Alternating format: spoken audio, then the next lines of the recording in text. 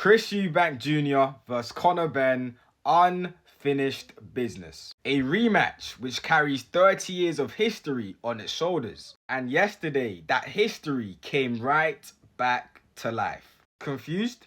Don't worry, let me break down for you the family affair that is EUBANK vs BENN. Now, the rematch between Chris EUBANK Jr. and BENN isn't just about hype, it's personal.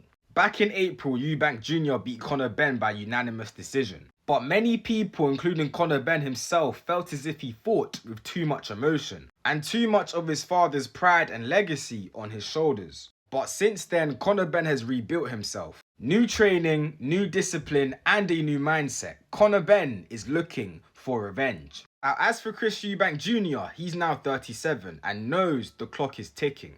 A second win here against BENN would cement his legacy and would potentially give him an opportunity to fight for a world title. The stakes in this rematch could not be any higher. For BENN, it's all about redemption. For Chris EUBANK Jr., it's all about validation.